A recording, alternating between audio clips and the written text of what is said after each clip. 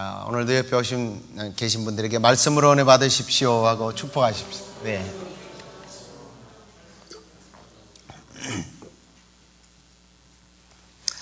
현재 지구에 사는 사람들의 그 인구가 약 72억, 거의 73억에 가까운데, 이 한결같이 이 사람들의 마음속에 소망이 있다면 그건 아마 평안일 겁니다.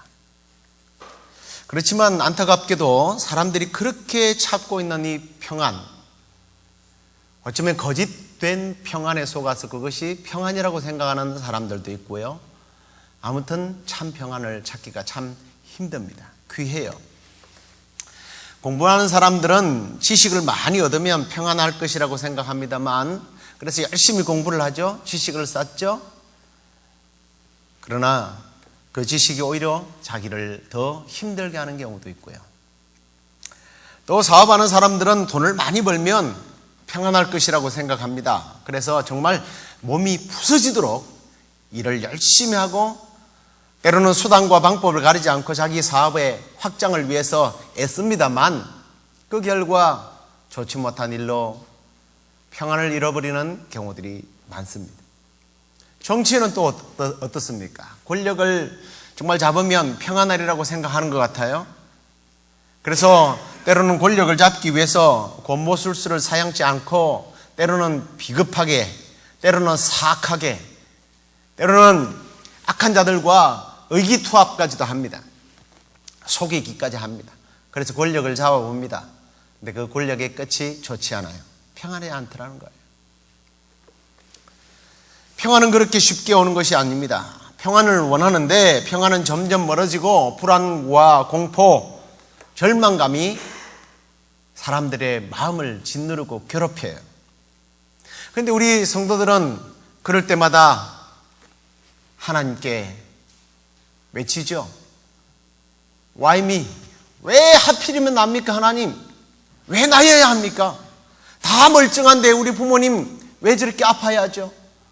내가 그렇게 주님께 충성을 다했는데 왜 나의 자녀는 저렇게 병에 걸려서 고통스러워합니까?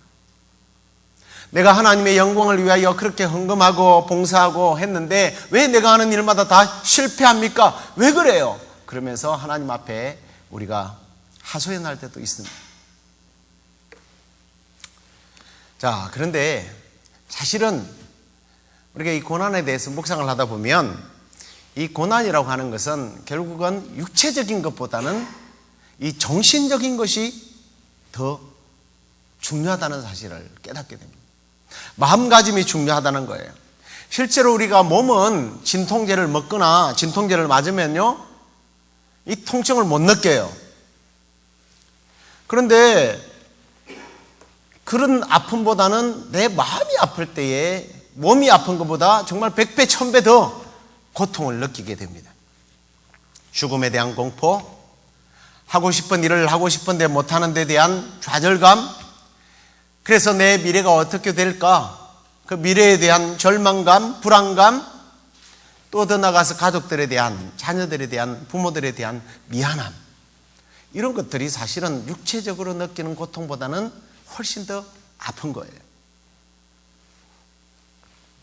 사업에 실패하고 돈이 떨어지고 실직을 하고, 또 시험에 낙방하고, 또 어떤 관계의 면에 있어서, 특히 부부의 관계에 있어서 좋지 않은 일들이 일어날 때 우리는 더 괴롭단 말이에요.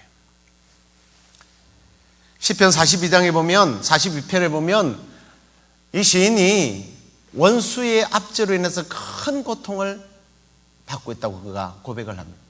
마치 뼈를 칼로 찌르는 듯한 그런 아픔이 있다고 그래요. 그리고 원수들이 심지어 그에게 조롱하면서 이렇게 물어봅니다. 야, 네 하나님이 어디 있어? 네가 하나님이 있다면 네가 이렇게 당해야 돼? 이러면서 조롱한다는 거예요. 그래서 5절에 보면 그는 이런 고백을 합니다. 내 영혼아, 네가 어찌하여 낭망하며 어찌하여 내 속에서 불안해하는가? 마음이 불안해서 견딜 수가 없는 그런 상황을 맞이했다고 그는 고백을 하고 있어요. 이게 무슨 얘기예요? 육체의 고통보다는 마음의 고통이 훨씬 더 힘들다는 얘기예요. 그래서 잠언 4장 23절에는 무릇 지킬 만한 것보다 더 내 마음을 지켜야 된다. 생명의 근원이 바로 이 마음으로부터 나오기 때문에 마음을 지켜라. 그렇게 말씀하시는 거예요. 그래서 고통의 대부분은 육체적인 것보다는 정신적이고 영적인 거예요. 오늘 말씀에 우리가 읽었던 이 말씀에 보면 신자들이 고난을 당할 때 추가되는 고통이 하나가 더 있어요. 그게 뭐냐면 신앙에 대한 회의감이에요. 오늘 3절에서 우리가 9절까지 읽었습니다만은 특히 3절에 보면 내가 하나님을 생각하고 불안하여 근심하니 내 심령이 상하고 있다.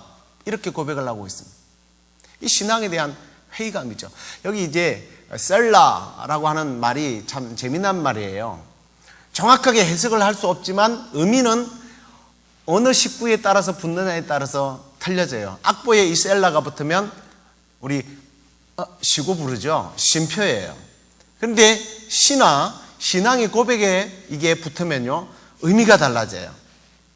이게 무슨 말이냐면 주로 이제 강조할 때 뭐 소리를 높여라 이런 의미도 있다고 그러는데 그런 의미보다는 오히려 잠깐 스탑하라는 거예요. 중지하라. 쉼표가 아니라 잠시 멈추어서 심사숙고해보라는 거예요. 자, 다시 한번요. 내가 하나님을 생각하고 불안하게 근심하니 내 심령이 상하는구나.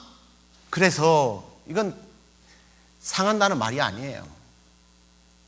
그냥 트릭이에요. 그러나 정말 불안하고 근심하고 내 심령이 상하면요 막 심장이 멎는 것 같잖아요. 그래서 정말 그런가? 마치 막 이 심장이 멈출 것 같은 느낌. 이게 셀라예요. 그래서 이 시인은요 신앙의 회의가 들어서 한번 심사숙고하면서 이거예요. 무슨 생각을 하고 있는 거예요? 과연 하나님이 계시는가? 아니 계신다고 한다면 정말 나를 버린 것일까? 아니 하나님이 사신다고 그러는데 그분은 나와 전혀 상관이 없는 분이신가? 하나님이 계시다면 왜 내가 이런 고통을 당해야만 하는가? 막 마음이 그리고 정신이 영적으로 심각한 고민에 빠져 있었던 거예요. 그래서 너무 괴로운 거예요. 이 신앙이라고 하는 것이 사실 우리 인간이 기댈 수 있는 마지막 노선 아니에요? 마지막 수단 아니에요? 이게 무너지면 여기서 해답을 얻지 못하면 이게 인생의 어떤 해답인데 절망감이 몰려올 수밖에 없다는 거예요. 그래서 이 시인은 어떤 이 신앙의 회의감이 들면서 굉장히 고통스러워하면서 이 시를 사실 쓴 겁니다. 아마 오늘 이 가운데에 있는 분들 가운데 뭐 그냥 정말 내 마음이 주님 주시는 기쁨으로 늘 평안합니다 이런 분도 계시겠지만 제가 볼 때는 대부분의 거의 99%가 여러 가지 염려와 근심과 걱정으로 몸은 멀쩡하지만 몸은 좀 아플 수도 있죠. 그러나 이 몸보다는 마음이 정말 괴롭고 힘들고 머리 아픈 그런 심정을 가지고 오늘도 혹시 하는 마음으로 주님께 오신 분들도 있을 거예요. 그러면 그렇게 문제가 있고 아픔이 있고 고통이 내 자신과 내 자녀를 흔들고 있을 때, 이 교회를 흔들고 있을 때에 그대로 둘 수는 없잖아요. 어떻게 우리가 그 문제를 풀고 인생의 고통을 어떻게 해결할 것인가? 오늘 이 시인을 통해서 우리가 함께 배우고 우리의 삶에 적용하기를 원합니다. 오늘 인생의 문제를 어떻게 풀었느냐 하면 오늘 그는 1절 2절에 보면 내 음성으로 하나님께 부르짖어 기도했다 이렇게 고백을 하고 있습니다. 고난에 대한 해결책은 결국 부르짖어 기도하는 거라는 거예요. 내가 내 음성으로 하나님께 부르짖으니 하나님께 내 음성으로 부르짖으면 내게 귀를 기울이실 것이다. 나의 환난 날에 내가 주를 찾으면 밤에는 내 손을 들고 거두지 않는다. 이거 뭐예요? 손을 들고 부르짖어 하나님 앞에 기도하는 내용이에요. 그래서 부르짖으라 이게 이 시편의 사실은 어쩌면 주제예요. 시편에 보면 이 부르짖는다는 말이 굉장히 많이 나옵니다. 한 60번 정도가 나오는데요. 기도는 결국에 있어서 부르짖음이에요. 특별히 고난당하는 자의 기도는 부르짖음입니다. 정말 심한 고난이 당할 때 여러분 어떤 마음이 들어요? 해결되어도 그만, 안 해도 그만, 그렇습니까? 그건 고민이 아니에요. 꼭 해결되어야만 한다면 점잖게 모양을 내어서 하나님 그동안 잘 계셨습니까? 하나님은 참 좋으신 분이세요. 이건 기도가 아니에요. 물에 빠진 사람이 점잖게 소리를 내서 어이 저 신사분 참 잘생기셨네요. 저 좀 구해주시면 안 되겠어요? 그런 사람은요 아마 자살하려고 일부러 뛰어든 사람일 거예요. 살려주세요, 살려주세요. 무슨 거기에 수식어가 들어가겠어요? 저 사람이 잘생겼는지 못생겼는지 그게 무슨 관심이 있어요? 그 사람이 그동안에 몇 사람을 고쳐줬는지 그게 무슨 상관이 있냐고요? 그 사람이 수백 명을 건져줬는지 안 건져줬는지 그게 무슨 상관이 있냐고요? 그냥 보이면 자기를 도와줄 사람에게 살려주세요. 이게 기도예요. 여러분 기도하실 때요 너무 멋진 말을 많이 쓰려고 하지 마세요. 저는요 어릴 때부터 그냥 그렇게 좀 무식한 동네에서 살아서 그런지 모르겠지만 어릴 때부터 그렇게 기도 훈련을 받아가지고 멋있는 말을 표현을 못해요. 제가 어릴 때 다닐 때 교회에 권사님, 집사님, 장로님들 이분들 기도할 때 어떻게 하는지 아세요? 마룻바닥이에요. 이 박수 치면서 기도하시는 분은 굉장히 신사적이에요. 아이고 무릎도 안 아프는지 막 꿇어가 무릎을 막 쳐요. 어떤 사람은 가슴을 막 쳐요. 보면 미친 사람이에요 이거. 우리 서현선 집사님이라고 그분은요 특기가 뭔지 아세요? 떼굴떼굴 굴러다녀요 기도하는데. 무슨 기도하는데 왜 굴러다녀요? 근데 기도가 끝나고 나면 함전에서 돌아와서 이러고 있어요. 말도 잘 안 해요. 왜 그래요? 이 핍박과 환난과 고난과 그분도 자궁암에 걸렸다가 살아나신 분인데 정말 그러지 않고는 해결이 안 되거든요. 뭐 요즘에는 이 설교를 하면 이 방송이 뜨고 이러니까 어떤 분이라는 얘기를 좋은 거 아니면 잘 얘기를 못 하겠어요. 한 분이 계시는데요. 동네의 미인 중에 미인이었어요. 근데 좀 안 좋은 사고를 당했는데 이분은요, 기도하면요, 제가 20년 동안 그 교회 다니면서 단 한 번도 그분이 부르짖는 기도를 들어본 적이 없어요. 조용해요. 근데 그분의 삶이 얼마나 멋지고 아름다운지 아십니까? 듣고 싶은 분은 저에게 개인적으로 들으세요. 정말 힘들게 그렇게 힘들게 사는 분 저는 본 적이 없어요. 여러분 기도는요, 죄송합니다 이런 표현을 하는 것 망가져야 돼요. 두 손 들라면 들고 크게 외치라면 고함 지르면서 한번 망가져 보세요. 그거 괜찮아요. 여러분 기도의 자세가 망가지면 여러분의 삶에 망가졌던 것들이 고쳐져요. 기도를 망가지게 한번 해보시라니까. 자세를. 삶이 바꿔져요. 한국이요 지금 그렇게 잘 살게 된 원인이 물론 기업인들이 뭐 정치인들이 잘해서 그럴 수 있겠죠. 미국이 잘 도와서 그럴 수도 있겠죠. 아니요. 부흥회 때 가보세요. 산에 한번 가보세요. 미친 사람들이 절비해요. 막 그러고 막 뜯고 뭐 어떤 사람 머리를 쥐어뜯기도 하고 미친 사람들이 막 어떻게 여기 나와 있나 싶을 정도로 기도했어요. 근데 요즘에는 그런 기도들이 점점 사라지고 있어요. 그 부르짖는 기도를 시작한 후에 정말 인생들이 달라졌다는 사람들의 고백들을 한번 들어보세요. 여러분의 문제가 정말 망가진 여러분의 기도의 태도를 보면서 하나님께서 망가진 여러분의 삶을 고치게 되는 은혜가 있기를 주님 여러분을 축원합니다. 네, 또 부르짖대요. 1절에 보세요. 이렇게 말해요. 내가 내 음성으로 부르짖는다. 부끄럽게 소리치는 기도는 남들이 대신하고 나는 조용히 멋지게 기도할 수 없다는 얘기예요. 남이 아무리 부르짖고 1000번 만번을 불러도 내 목소리 한 번 부르짖는 것보다 못한 거예요. 그래서 오늘 이 시인은 그걸 알았던 거예요. 내 음성으로. 내 음성으로. 자기는 빠져서 가만히 이러고 나 죽어가네 이러고 있는데 옆에 사람이 저기요, 이 사람 살려주세요. 이건 뭔가 좀 잘못된 거 아닙니까? 공경에 처한 건 자기인데, 다른 건 몰라도요, 특별히 기도에 있어서 하나님과 나 사이에 다른 삼자가 끼어드는 거 별로 좋은 것 아니에요. 제가 목사지만 성도들과 하나님 사이에 제가 끼어가지고 당신들은 기도 안 해도 돼요. 내가 기도 영빨이 세니까 내가 기도하면 하나님 다 응답됩니다. 여러분은 가서 마음껏 돈 벌고 마음껏 노시고 마음껏 하세요. 배 목사가 다 할게요. 좋아 보이죠? 아니에요. 이건 아주 잘못된 거예요. 저는 이런 기도에 대해서 정말 할 말이 많아요. 특히 중보기도 하시는데 중보기도 너무 좋아하지 마세요.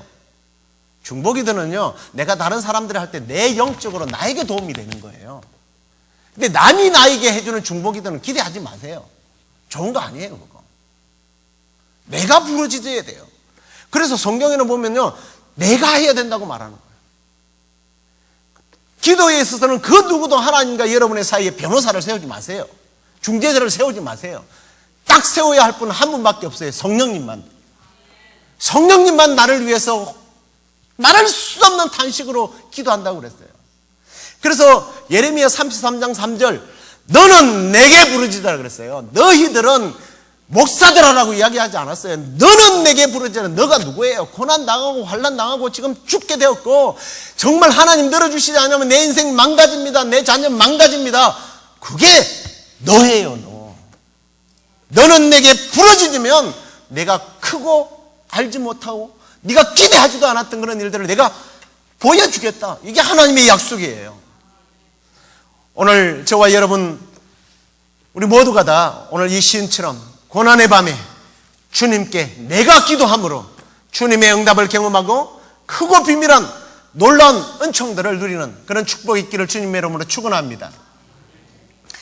그 다음에 고난의 밤에 정말 우리가 인생의 문제를 해결하는 두 번째 방법이 뭐냐면 생각하라예요. 생각하라. 오늘 3절에 보면요, 생각하고, 5절에도 생각하여 싸우며 6절에는 기억하고 묵상한다. 이게 다 생각이에요. 12절에도 묵상하며 깊이 생각하나이다. 요즘 세대를 일컬어서 생각이 없는 느낌으로 본능으로 사는 시대라는 이야기들을 종종 듣습니다. 느낌이라는 거에 사실은 본능이에요. 본능대로 사는 거예요. 그렇게 말들을 이야기합니다. 그러나 이 느낌대로 본능대로 살면요, 평안할 수 없어요. 그런 사람은 반드시 망해요. 왜 그러냐? 느낌이라는 것은 영적인 것이 아니에요. 육체적인 거예요. 감각적인 거예요. 그 육체적이고 감각적인 것은 결코 좋은 것이 안 나와요. 그래서 로마서 8장 13절을 보면 이렇게 말씀합니다. 너희가 육신대로 살면 반드시 죽을 것이로되 영으로서 몸의 행실을 죽여라. 육신대로 살면, 느낌대로 본능대로 살면 죽는데요. 끝난대요. 그럼 반대로 영적인 삶의 첫 시작이 뭐냐? 생각하는 거예요. 생각을 잘못하면 불행하게 되지만 생각을 바로 하면 행복하게 된다는 거예요. 생각을 잘못하면 저주적인 삶을 살지만 생각을 바라면 축복의 삶을 산다는 거예요. 전도서 7장 14절 말씀을 보세요. 괴로운 날에는 생각하라고 그랬어요. 형통한 날에는 기뻐하고 공부한 날이 오면 생각을 해봐라. 그럼 무슨 생각을 하라는 거예요? 망상을 하라는 게 아니에요. 허황된 꿈을 꾸라는 게 아닙니다. 생각에도 이유가 있고 주제가 있어야 돼요. 목적이 있어야 돼요. 무엇을 생각하느냐는 거예요. 우리가 신자가 생각하는 것에는 언제나 두 가지 주제가 있어야 돼요. 첫째는 내가 걸어왔던 인생의 발자취를 생각해 봐야 돼요. 정말 내가 내 삶을 제대로 살고 있는지 한번 생각해 보라는 거예요. 내가 하나님 앞에서 올바른 신앙생활을 하고 있는가 생각하라는 겁니다. 내가 정말 하나님 앞에서 복받을 짓을 했는가, 정말 경건하게 살아왔는가, 이걸 생각하라는 겁니다. 오늘 10절 말씀을 보세요. 이는 나의 연약함이라 그랬는데 이게 개정번역으로 보면 나의 잘못이다 이렇게 되어 있습니다. 모든 것이 나의 잘못이다라는 거예요.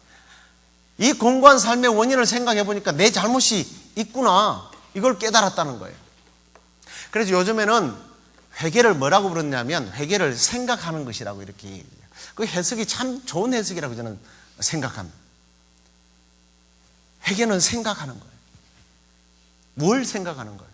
지난날에 내 잘못했던 삶을 생각하는 거예요. 그리고 주님의 은혜를 생각하는 거예요. 그리고 앞으로 내가 어떻게 살아야 될지를 결단하고 생각하는 거예요. 그 시작의 출발이 생각이라는 거죠. 그래서 지난날의 잘못들을 바로 잡아야죠. 또 하나는 뭐냐면 하나님께서 내게 베푸신 은혜가 뭔지를 생각하라는 거예요. 9절 보십시오. 하나님이 은혜 베푸심을 잊으셨는가, 노하심으로 그 긍휼을 막으셨는가. 5절에도 보면 은혜에 대한 이야기가 나오는데 여기서 또다시 셀라 그렇게 이야기를 해요.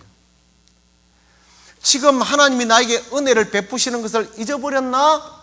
이 말은 실제로는 내가 하나님께서 내 삶에 주셨던 그 은혜를 다시 한 번 더 생각해 보는 거예요. 멈춰서 내 삶에. 정말 지난날 과거의 내 삶에 하나님께서 얼마나 큰 은혜를 베풀어 주셨는가 이러면서 자기 반성이 일어나는 거죠. 오늘 시인은요 여기에 내가 무슨 일 때문에 이렇다라고 기록은 하지 않지만 그 삶이 정말 문제투성이었던 것 같아요. 그럼에도 불구하고 하나님의 은혜와 긍휼과 자비가 있었다는 것을 기억해내기 시작하는 겁니다. 고난을 당하면 대부분의 사람들이 어떤 생각부터 하느냐면 하나님이 참 불공평하시구나. 하나님이 내 삶에 왜 이렇게 내 삶을 이렇게 힘들게 하시지? 꼭 무슨 시험을 주시고 어려움을 주셔서 나를 강하게 하시고 뭐 그러시나? 차라리 은혜 안 줘도 좋으니까 나에게 고통을 주지 마십시오. 이런 사람들 많아요. 은혜는 세상에서 돈 벌고 세상에서 먹고 살기 뭐 괜찮으니까 은혜는 필요 없대요. 고통을 주지 마십시오. 요즘 사람들이 그런 사람들이 참 많아요.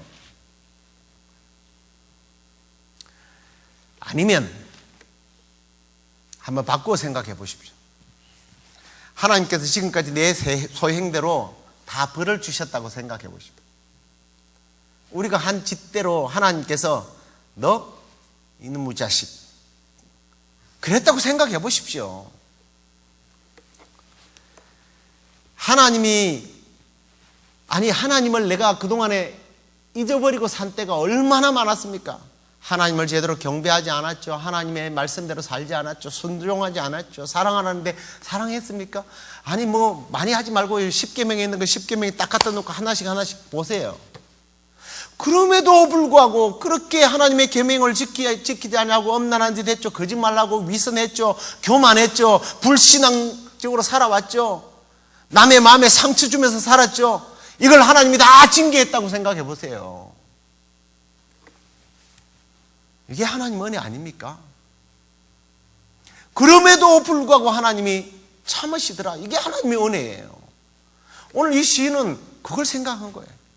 여러분 예레미야가요 나라가 이제 망하는 슬픔을 당해야 했습니다. 그런데요 한번 생각해 보십시오. 예루살렘이 바빌론 군사들이 와서 왕족들, 귀족들 다 포로로 끌고 갔습니다. 노인들이 존경받지 못하고 부양할 사람이 없었어요. 노역의 동원이 되었습니다. 부녀자들은 적군의 놀이기가 되었습니다. 부모 이런 아이들은 울부짖음으로 거리에 그냥 어린아이의 거지들이 왕래했어요. 다 못 먹고 피쩍 말라가지고 얼굴이 시꺼매가지고 얼굴에 타서 다 죽어가고 있었습니다. 그런데요 이런 비참한 현실을 목격하면서도 예레미야가 뭐라고 노래하는지 아십니까? 내 심령이 그것을 기억하고 낙심이 되지만 중심에 회상한 적 오히려 소망이 있사오면 여호와의 자비와 긍휼이 무궁하심으로 우리가 진멸되지 아니하였습니다. 하나님의 긍휼과 하나님의 은혜 때문에 죽을 수밖에 없는 이스라엘 백성들이 하나님의 그 긍휼 자비 때문에 살아있군요 이러면서 하나님을 찬양했던 거예요. 하나님 은혜를 찬양한 겁니다. 근데 예레미야뿐만 아니에요. 느헤미야가 실제로 포로 생활에 돌아와서 보니까 현실이 너무 기가 막힌 거예요. 두 다리를 뻗고 펑펑 울어도 이 사람 신앙 없다고 말할 사람 아무도 없을 거예요. 그런데 느헤미야가 어떤 고백을 하느냐면 9장 31절에 보면 주의 긍휼이 크심으로 저희를 아주 멸하지 아니하시며 버리지도 아니하셨사온즉 주는 은혜로우시고 긍휼히 여기시는 하나님이십니다 이러면서 하나님의 은혜를 찬양했어요. 고난에 대해서 원망하기 전에 하나님의 은총을 생각해 보라는 겁니다.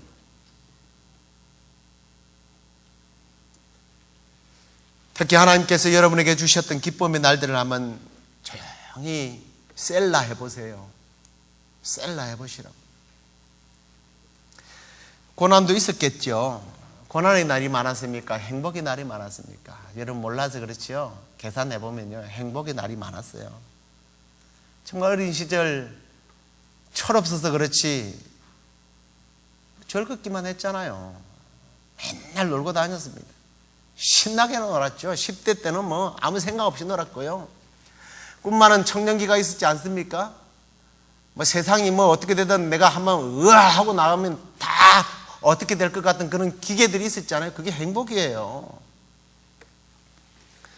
결혼을 앞두고 사랑하는 사람과 데이트할 때 얼마나 좋았어요. 저 멀리 보이는데 다른 사람은 아무도 안 보이고 그녀만 보여요. 그 남자만 보여요. 이게 행복이죠 뭐. 자녀들과 얼마나 행복했어요. 앞날은 글쎄요, 그냥 일단 접어 놓으시고요.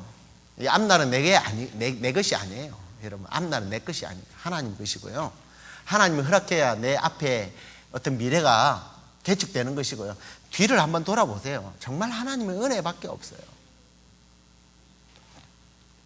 그래서 오늘 이 시인은요, 자기의 구구절절이 자기의 어려웠던 시절, 아니 행복했던 시절 이런 것을 묵상하지 않고 그 옛날 하나님의 은혜를 어떻게 묵상하느냐. 11절 12절을 보면 곧 여호와의 옛적 기사를 기억하며 그 행하신 일을 진술하겠습니다. 하나님의 과거의 일들을 진술하겠다는 것. 또 주의 모든 일을 묵상하며 주의 행사를 깊이 생각하겠습니다. 이러면서 기억을 더듬으면서 하는데 하나님의 역사 속에 어떻게 하나님이 개입하셔서 섭리하셨는지, 창조주 하나님이 어떻게 역사하셨는지를 그가 고백을 합니다. 이 고백이 우리의 고백이라고 생각하고요. 우리 함께 13절부터 같이 한번 다시 읽어보도록 하겠습니다. 같이 읽겠습니다. 하나님이여, 주의 도는 극히 거룩하시오니 하나님과 같이 큰 신이 누구오니까? 주는 기사를 행하신 하나님이시라. 민족들 중에 주의 능력을 알리시고 주의 팔로 주의 백성 곧 야곱과 요셉의 자손을 구속하셨나이다. 셀라. 하나님이여, 물들이 주를 보았나이다. 물들이 주를 보고 두려워하며 기품도 진동하였고 구름이 물을 쏟고 궁창이 소리를 바라며 주의 화살도 날아나갔나이다. 회리바람 중에 주의 우레의 소리가 있으며 번개가 세계를 비추며 땅이 흔들리고 움직였나이다. 주의 길이 바닥에 있었고 주의 첩경이 큰 물에 있었으나 주의 종적을 알 수 없었나이다. 주의 백성을 무리양같이 모세와 아론의 손으로 인도하셨나이다. 아멘.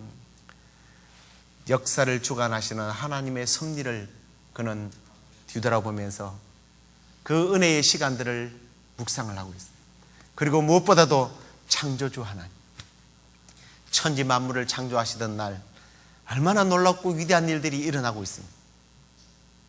빛이 있으라.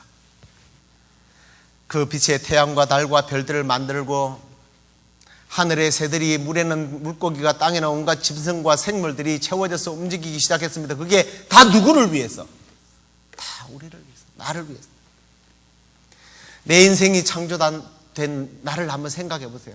다른 것들은 다 말씀으로 창조하신 그분이 손수, 그분의 그 능력의 손으로 오밀조밀하게 하나씩 세포 하나하나를 만지시면서 창조하셨던 그 하나님의 은혜.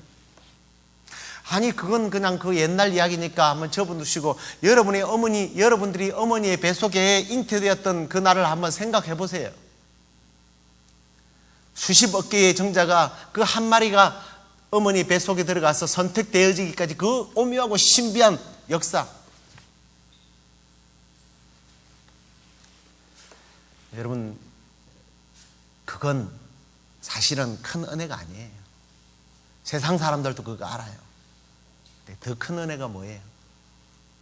허물과 죄로 말미암아 죽었던 나를 살리기 위해서 당신의 아들 독생 성자 예수 그리스도를 보내셔서 죽여서 창조주 하나님이 내가 피값으로 너희들을 샀다.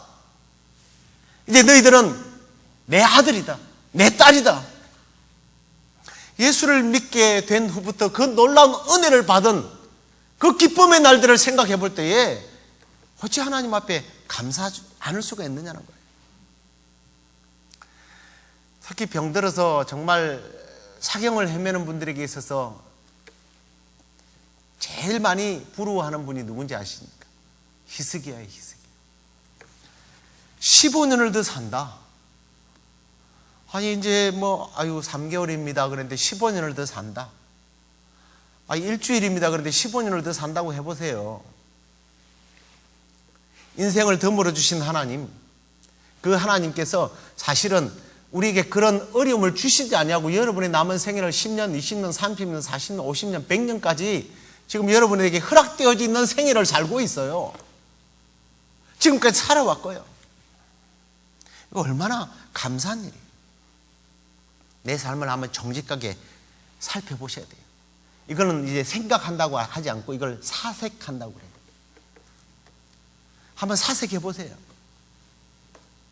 그럴 때 지금 겪고 있는 이 불행이 나를 그렇게 힘들게 하고 있구나라고 생각하기보다는 오히려 하나님의 은혜를 붙들면서 다시 한번 더 그 은혜가 부어지기를 사모하게 될 거예요. 하나님이 내 인생을 지금까지 붙잡았으니 앞으로도 붙잡고 가시겠구나, 그걸 생각하게 된다니까요. 말씀을 맺겠습니다. 오늘 고난이 닥쳐왔을 때 우리가 어떻게 대처할 것인가, 이 말씀을 나누었어요. 고난을 당하면 막 힘들고 어렵다, 어떻게 할까, 불평, 원망, 하나님께 대한 불신들. 그런데 성경에 보면 시편 119편 71편에 보면 고난당하는 것이 내게 유익하다. 이로 인해서 네가 주의 율법을, 주의 말씀을, 주의 은혜를 배우게 되었구나.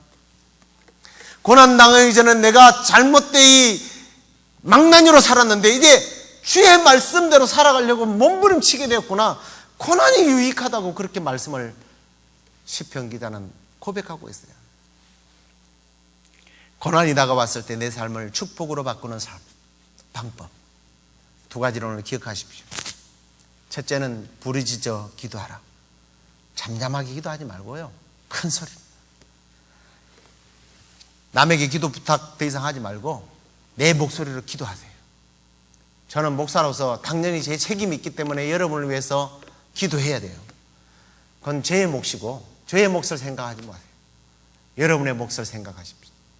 여러분이 정말 내 기도가 하늘 보좌를 뚫고 올라갈 때까지, 들려질 때까지, 내 인생이 고쳐질 때까지 그냥 망가지기로 작정하시고 하나님 앞에 때를 써보세요. 그게 부르짖는 기도예요. 그게 여러분의 삶을 바꿀 거예요. 두 번째는 사색하십시오. 생각하십시오. 지나왔던 여러분의 삶을 한번 더듬어 보세요. 내가 부족하고 하나님 앞에 잘 살지 못한 것을 회개하시면 하나님께서요, 여러분의 삶을 다시 턴시켜 줄 거예요. 다시 완벽했던 삶으로 돌이키실 거예요. 내가 돌이키면 하나님도 돌이키실 거예요. 회개할 때 고장난 나의 삶이 이전의 삶으로 돌아갈 것입니다. 이게 생각하는 거예요. 뿐만 아니라 하나님의 은혜의 축복들을 생각하십시오. 지난날 은혜 베푸신 하나님, 이전에 기도 응답하신 하나님, 그분이 지금, 아니 앞으로 나를 몰라 라고 하실 분 아니라는 것을 기억한다면 하나님을 더 붙들게 되겠죠. 하나님께 늘 부르짖어 기도하고 응답받고, 더 나아가 생각을 통하여 잘못은 회개하고 은혜는 묵상하고 감사함으로 내 삶에 다가온 여러 가지 문제들을 물리치고 회복하고 치유와 기적을 경험해서 남은 여생 정말 축복의 생애를 살아가는 저와 여러분 되기를 주님의 이름으로 축원합니다. 우리 다 같이 일어나서 함께 찬양하겠습니다.